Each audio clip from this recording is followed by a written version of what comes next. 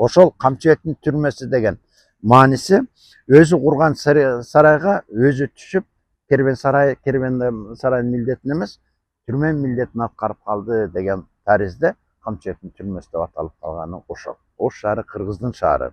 Кыргыздын ошол турмуш тиричилиги толугу менен ошол жерде чагылдырылса, ал азыркылар үчүн дагы, келечек үчүн дагы абдан чоң мааниге ээ.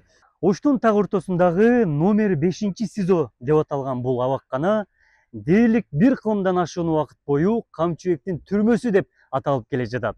Бирок чындыгында бул жай 1890-жылы Алымбек Датканын уулу Камчыбек кербен сарай катары салдырган. Тарыхый учурлардан улам Камчыбек өзү салган кербен сарайга камалган күндөн тартып түрмөгө айланганын тарыхчылар белгилейт. Дээрлик 136 жылдан кийин бул жай кайрадан тарыхый макам алып, музейге айландыруу демилгеси көтөрүлдү. Ал эми бул жайдагы абаккана от чатырга жылдырылат. Сиз азыр байкаппы, байкабайбы бир жакшы нерсени айттыңыз. Эл арасында чындап эле Ош шаарынын так ортосунда турган тарыхый имарат өзүнүн түпкү аталышында эмес, Камчыбектин түрмөсү деген мааниде элде калып калды да. Азыр чындап эле көпчүлүк, сиздердей жаш муундар эмес, орто, жогорку муундагылардын бардыгы эле Камчыбектин түрмөсү деп жүрөт. Андан эмне келип чыгып атат? Андан тиги кадимки эле Алымбек Даткан менен Курманжан Датканын кенже уулу Камчыбек ушуну түрмө кылып салдырган экен деген туура эмес пикир туулуп атат. Тарыхый чындыкта, чын-чынына келгенде бул түрмө болуп салынган эмес. Мунун өзүнүн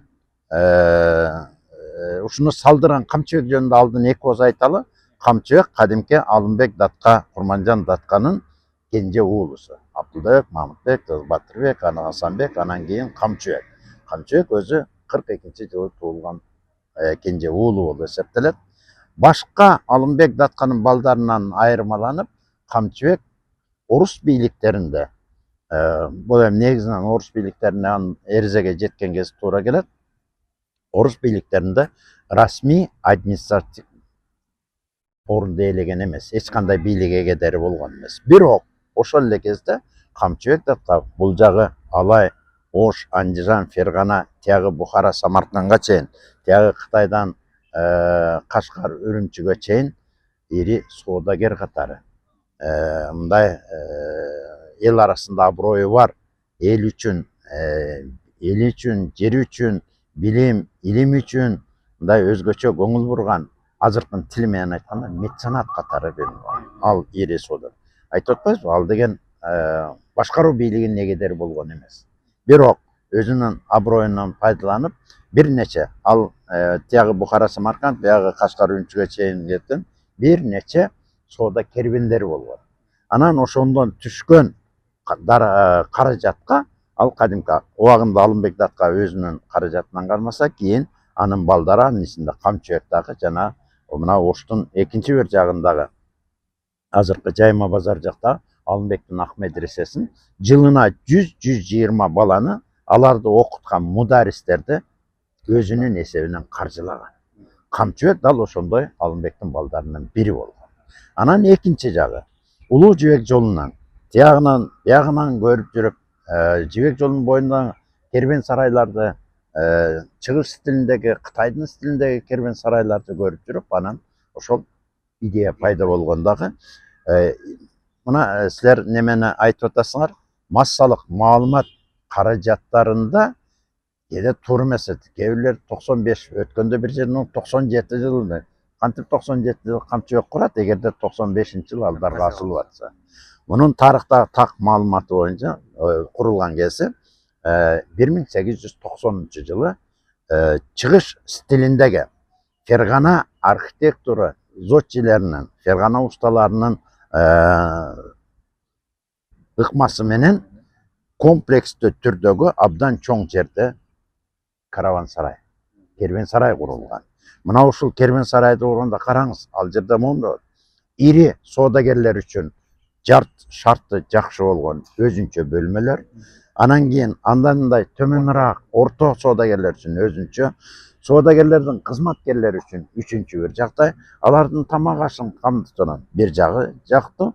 Анан ошол соода кербендери алып келген, мисалы Кытайдан келген товарлар же Бухара Самаркандан келген товарларды ушул жерде жергиликтүү элдер сата турган өзүнчө дүң соода борбору да ошол кербен сарайдын ичинде болгон. Анан эң бир жагында, дагы бир жагында, значит, ошол соода кербендерин ташыган жан жаныбарлар үчүн, төөлөр, аттар, эшектер үчүн атайын сарайлар курулуп, ошон үчүн жана кербен сарай деген ошондо. Демек, мындайча айтканда, бул 4 тарабынан тең калың пайдубал менен, пакча менен тосулган, дубал менен тосулган, коопсуздук камсыз болгон, тигилердин акчасына дагы, жанына дагы, жан жаныбарларына дагы, унааларына дагы коопсуздук кепил болгон кербен сарай курулган. Курулган жылы дагы бир жолу айталы, 1890-жыл. Эми караңыз. Курулган жерин караңыз. 890-жылы деген бул деген сөз Ош шаары жана Ош уездин түзүлгөнүнө 14 жыл болду деген сөз. 1876-жылы 3 мартта Ош уездин борбору Ош шаары болуп түзүлсүн деген генерал губернатордун, Фергана областынын генерал губернатордун анын бекиткен Түркистан генерал губернаторунун буйругу. Мына ушул 14 жылдын ичинде мына биз турган жер, азыр мына чиркөө турбайбы? Ооба. Чиркөө, азыркы мэриянын наркы капталында, мындай мэрияны карап турганда оң жагында Фергана өрөөнүндө курулган биринчи метео станция болгон. Анан ортодо жанагы штаб, орустардын администрациясы турган. Чиркөөдөн кийин наркы базар күнү булар өзүнүн кудайына сыйынгандан кийин азыркы биздин Пиян базар деген районубуз турбайбы? Ошол жерге барып, офицери да, солдаты да, мешаны дагы чиркөөдөн кийин аракты ичип ашаны ызычуу болуп, ошон үчүн Пьяный базар деп. Пиян базар деген ошо Пьяный базар деген. Бул жогорку Ош деп айтылчу, Верхний Ош деп коет. Ал эми азыркы мына жаңы Домбутан көпүрөсүнөн баштап Барабанскіден нары Туземдердин шаарчасы деп койчу. Ал жергиликтүү элдердин шаарчасы. Эми караңыз, Ош да ачык айкын эки бөлүктөн турган Оштун ортосуна камчыбек мына бул кербен сарайды салдырып атат. Бул деген эмне? Даже орус бийликтери келгенде деле жана Улуу Жибек жолунун боюнда Ош өзүнүн соода экономикалык аброюн, соода экономикалык вазифасын аткарып келген деген сөз. Мына ушул максатта бул хан сарай салынды. Экинчисин карагыла. Кербен сарайдын салынганын дагы бир себеби, вот карагыла. Уже орус бийликтерин 14 жыл болгондон кийин алардын уруксатысыз камчыбек сала албайт болчу. Мурдагы Когон хандын убагында бирөөдөн суроо сопкут жок, сала алган эмес. Ошондуктан мен ойлойм, орус бийликтеринин уруксаты менен ошо жогорку жана кичине саат же болбосо орус шаардын орус бөлүгү менен жергиликтүү элдердин бөлүгүндө, жергиликтүү эл андан нары тарыхый булактарда айтылат 12 махалледен, азыркыча айтканда ошо 12 чакан микрорайондон турган болуп атат да. Мына ушундай жерге 1890-жылы Камчыбек Алымбек уулу курдурган. Эми караңыз. Курдурганда элге жаккан. Эми тилекке каршы анын сүрөтү калбаптыр, бирок кербен сарайынын немеси боюнча бир эмес бир нече мындай аркасы менен дарбазасы болуп, жана мына шаң шөкөттүү болуп, ал жерге өзүнчө кербен сарай өзүнчө шаңдуу, салтанаттуу, ызычуусу көп, базардагы немелери көп болуп шартын түзүп берген да. Ошондой жерге ал эч качан өзү деле ойлобосо керек андай болот деп. Анан эми сиз айтып аткан жана Камчыбектин түрмөсү деген каяктан келип чыкты. Камчыбек Алымбек уулу кербен сайын бүтүп, ал убакта эми апасы Курманжандыкка Даңазалуу Алай ханшасы деп орустарда аталып, кыргыздарда Даңазалуу абройлуу айым болуп жүргөн убакта биринчи иретте апасын чакырып, апасына көрсөтүп, анан апасынын батасын алып, анан ишке кир деген мааниде чакырат да. Анан чакырып, Курманжандыкка өзү келип, эрикпестен кыдырып чыгып деп. Биз бул маалыматтарды биздин да түбүбүз баргы болот. Баргы, урус биз чоң аталарыбыздан, абаларыбыздан уккан элек да. Жана сөздүчү. Анан келгенде Эми бул карап чыкты дейт.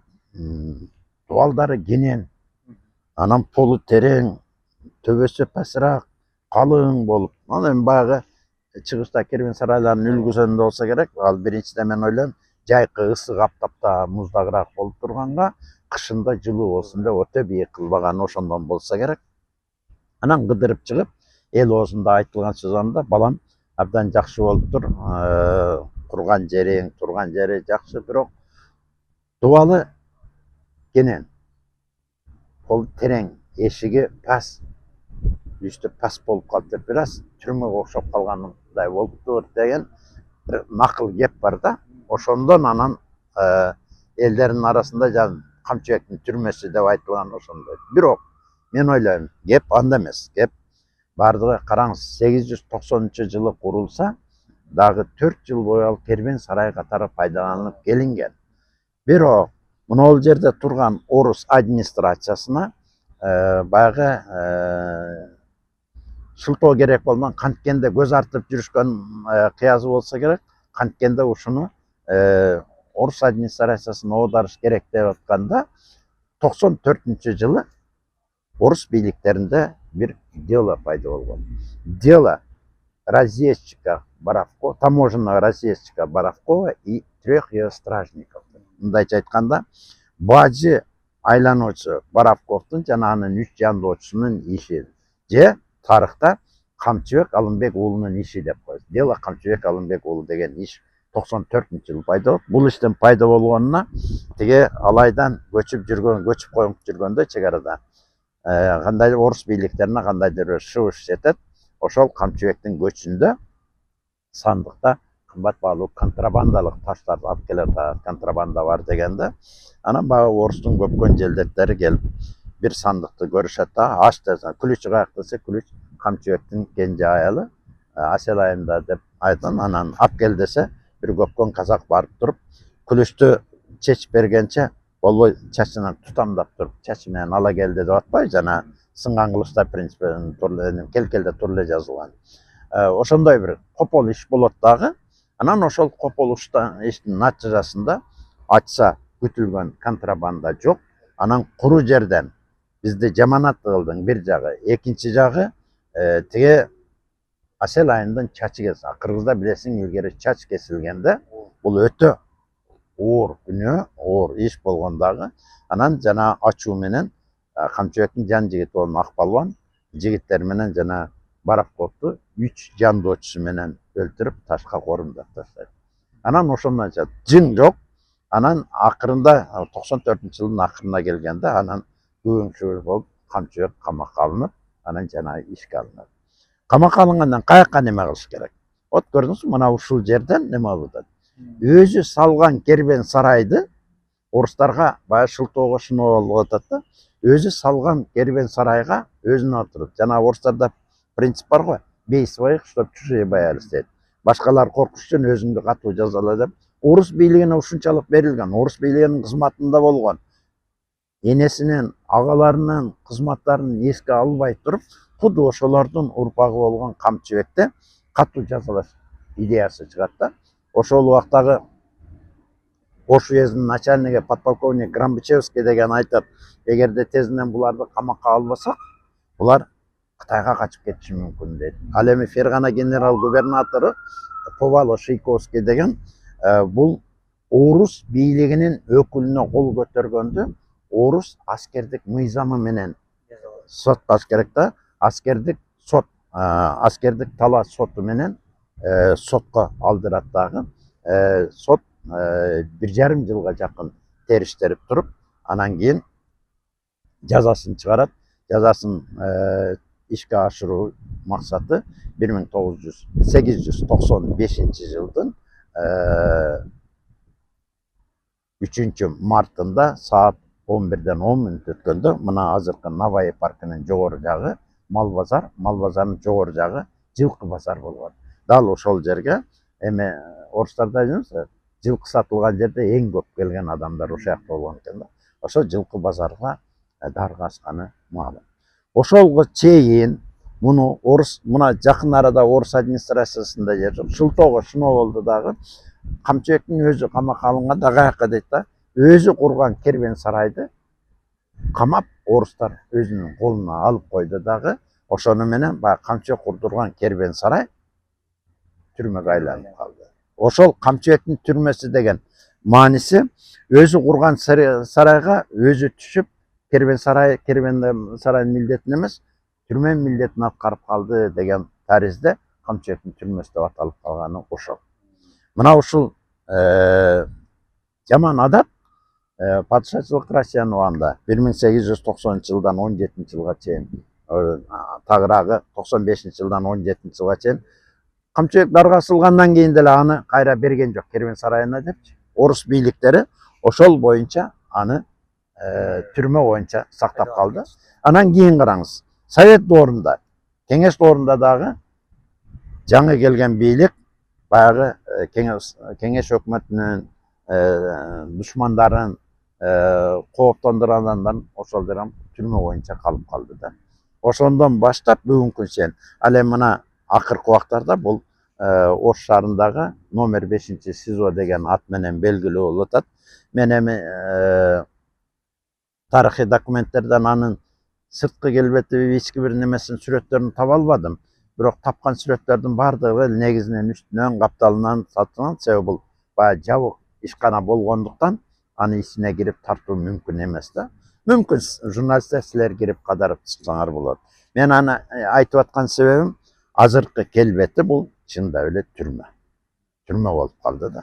Эми мына быйылкы жылы азыр массалык маалымат каражаттарында ар кандай чыгып атышат. Мамлекеттик катчыбыз Арслан Капаев Койчиев ушуну Саардан Сылкачев музей кылалы деди деп атат. Андан бери мына азыркы аракеттеген мэрибиз Жанар Акаев музей кылабыз деп мен жакында эле көрдүм. Ошол немеге СИЗОнун алдына барып, ушуну музейге айландырабыз, муну көчүрөбүз деген идеясы жакты. Бирок мен тарыхчы катары азыр таң калып отурам да, бизде аябай немени кылып атышат, жакшы идеяны көтөрүп атат, бул жакшы. Бирок маселе кандай музей болот? Эгерде чыныгы Камчыбектин салган кербен сарайынын баягы ферганалык стилдеги, чыгыш тарызындагы баардык ошо Оштун тарыхын, Улуу Жибек жолунун тарыхын камтыган тарыхый Оштун чыгандарын да чагылдырган, анан ушул Улуу Жибек жолунда Ош аркылуу өткөн Кытайдын товарларын баарын кое турган тарыхый музей болсо, бул жакшы болот. Себеби ал Оштун көркүнө көрк кошкон. Анан ушул азыркы турган СИЗОнун мен ойлойм да, эгер тарыхый музей болсо, төрт тарабына төрт ар ичине деп коебуз го, енді арка менен дарбазаны кылып туруп, Камчыбектин кербен сарайы деп, тарыхый музей деп жазып туруп, анан ошол жерге Оштун тарыхын эмес, Улуу Жибек жолунун тарыхын, Улуу Жибек жолунун негизги бутактарын, багыттарын, анан ушул Улуу Жибек жолу боюнча жүргөн товарларды көрсөтүш керек. Мындан башка Оштун өсүп өнүгүүсүнө тиге керек болсо тете байыркы дүйнөдөн баштап Чыңгизиттердин убагында андан кийинки убактардын баарын камтыган тарыхый экспонаттар чагылдырылыш керек да. Билесизби, эмне үчүн мен муну айтып атканым? Мына кадимки Чыңгыз хан Кыргызстанда 40тан ашуун шаарларды кыйратып, жайытка айландырып, жер менен жексен тыйпыл кылганда, 2 гана шаар аман калган Кыргызстанда. Бул биринчиси Өзгөн, экинчиси Ош шаары. Эмне үчүн? Себеби Ош шаарында да, Өзгөн шаарында да Чыңгыз хан келген убакта сапаттуу алтын, күмүш, жез тыйындар чыгарылчу. Керек болсо дүйнөнү дүңгүрөткөн Чыңгыз ханга да ушундай сапаттуу акчаларды эмес. Ошон үчүн бул калган. Мисалы мына тарыхый музей болсо, биз ошону мына биздин азыркы Сулайман музейинде алтыны жок, бирок күмүш жана жез тыйындар бар. Саманиттерден калган, Караханиттерден калган, Чыңгизиттерден калган, Тимурдун убагында, Бабурдун убагындагы, анан кийин Кокон хандыгындагы неме бар. Бизде жок, бирок Англиядагы жеке немеде коллекционердин колунда Пулатхан деген ат менен чыгарылган алтын тыйын бар. Бул Кокон хандын кадимки акыркы ханы Пулатхандын убагында чыккан тыйындар да.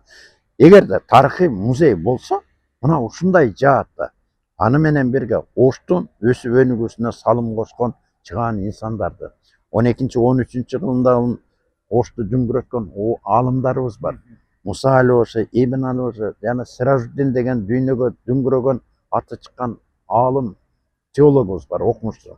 Элестетиңиз, анын эмгеги, Сиражуддин эмгеги 1915-жылы Калькуттада Индия, андан кийин Лондондо жарыкталды.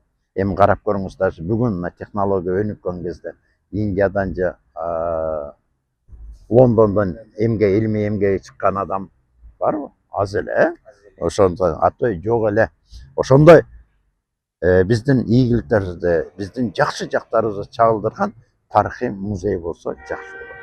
Экинчи жагы, анын неме болду? Экинчи жагын караңыз. Түрмөнү музей кылышы мүмкүн. Кадимки Петропавловская крепость, деги Санкт-Петербургда бар, ал жерде карасаңыз, Россиянын бүт баягы мамлекеттик төңкөрүшүнөн, Россиянын расмий бийликтерине каршы чыккандар отурган камераларды, колдонгон китептерин, керек болсо ручка сыясына чейин коюп койушкан. Эгер андай болсо, бизде ошондой адамдар барбы ушул жерде отурган деген маселе. Менимче түрмөнүн музей эмес, тарыхый музей кылган дээрлик жакшы болот. Ал эми албетте азыркы бийликтер өзүбүз эгерде тарыхый музей кылып, Камчыбек Алымбек уулунун жанагы кербен сарайын келбетине келтире билсе, абдан чоң каражат бөлүнсө, ошону ордуна келтирип, азыркы темир эшиктерди алып, анан ар бир немени, экинчи жагы бар, азыркы заманына жараша ошол музейди санариптештирсе дагы болот. Санариптик жол менен бүт маалыматтарды. Муну үчүн булар баягы жергиликтүү, аны билген тарыхчылар менен, окумуштуулар менен, археологдор менен бардыгын мындай тыгыз байланышта болуп, анан өзүнчө бир жакшы бир комиссия түзүп, анан ошонун натыйжасында ошол Камчыбектин кербен сарайынын келбетин кайрадан түзсөк, Ош шаарына келген туристтер үчүн дагы, биздин өзүбүз үчүн да, келечек муун үчүн дагы, жана айтып атпайсызбы кандай мааниси бар деп. Эгерде ошол тарыхый музей болуп, анан ошол жерге биздин Улуу Жибек жолунун эле эмес, ошол кыргыздын, Ош шаары кыргыздын шаары, кыргыздын ошол турмуш тиричилиги толугу менен ошол жерде чагылдырылса, ал азыркылар үчүн дагы, келечек үчүн дагы абдан чоң мааниге ээ. Анан 1000 жолу айтып, 1000 жолу жазып неметкенден көрө бир жолу көрсөтө турган жакшы жай болуп калат эле. Бул жагынан алганда тарыхый музей кылалы деген демилгеге мен көбүрөөк кошулам. Элде Камчыбектин түрмөсү деген ат менен калган кербен сарайдын курулганына быйыл 136 жыл болуп атат. 136 жылдын биринчи 4 жылында гана кербен сарай катары пайдаланып келилди. Калган убакта түрмө. Тилекке каршы мүмкүн бир кайсыдыр бир жерде жаткандыр, бирок мен убагында бүт архивтердин материалдарды изилдеп, анан айрыкча мына бизде илгери тарыхый эстеликтер боюнча атайын комиссия болгон архитектура. Анан Кыргыз Гипрострой деген бизде атайын ишкана бар. Анан ошол жерде тарыхый эстеликтердин немелерин чиймелери бар да. Мен ошол жерден дагы мен бир эки нерсени таппадым. Биринчиден Камчыбектин медресесинин архитектуралык чиймелери, экинчиден мына азыркы Ош мамлекеттик университетинин артында кыргыз үй турбайбы? Ошол кыргыз үйдүн алдында Ак мечит деген Абдырахман Автабачынын баласы салдырган ак мечит бар эле. Ошол чындап эле жумурткадай болуп аппак болуп турат. Ошонун архитектура чиймеси жок экен да. Бирок ар түрдүү таризде ар кандай капталда тартылган сүрөттөрү бар. Сейрек кездешсе да бар экен. Анан сен айтканга азыр негизи эле ошол. Азыр анын эң негизгиси Камчыбектин кербен сарайынын стенасы ошо боюнча турат. Болгону ага ичинен, сыртынан темир торлорду кагып, темир эшиктерди ошолордун баарын алып, анан жанагы сыртындагы шубагын тазаласа, мен ал реставрация болгондо көргөм, мисалы Осман түрктөрү Византияны басып алганда, Айя София деген алардын аябай чоң сыйынуучу жерлерин мешитке айландырышканда, анан азыр барсаңыз Ая Софиянын биринчи этажы кадимкидей мусулман мешити болсо, экинчи этажында баягы византиялыктардын христиан дининесинин немеси. Анан ошолорду кантип таптысак, гид айтып атпайбы? Мусулманчылык кыласың дегенде баягы христиан усталар ошону колу барбай дейт, үстүнөн сыбап койгон экен дейт. Азыр ошо үстүнөн сыбалган сыбагын акырындап алып реставрация кылып, византиялыктардын чиркөөсүнүн түпкү келбетин сактап калды да. Чыгар ошо жарымы турат да. Ошондой кылып муну кирпичине чейин тазаласа, өзү эле баягы бул ферганалык усталардын ферганалык стилде кирпичтердин өзүнүн орду бар. Ошол чыгат. Албетте баягы чатыры бир эмес бир нече жолу алмашылса керек, ал чатыры өзүнүкү эмес. Бирок эң негизгиси архитектурасы дагы бардыгы ошол дубалдын ордунан чыгат. Себеби Камчыбек салган ак медресенин фундаменти да өзгөргөн жок, стенасы да өзгөргөн жок. Болгон аларга темир тезек, темир айнек, темир эшиктер ошолорду сыдырып, анан мындай караса жакшы, ошого жараша архитекторлор өздөрү, усталар жакшы билет, оңдоп түзөп. Анан мен ойлойм, рас ошончо кербен сарай кылып салгандан кийин Камчыбектин кербен сарайынын үстү, чатыры, чыныгы чыгыш тилиндеги купола биразы болсо керек, анын ичинде мечит болуш керек. Ошого азыр эле айтып атышпайбы, намазканасы бар деп, рас мечит болсо керек, ошондордун баарын чыгыш тилинде чатырларын коюп туруп чыкса, эң сонун.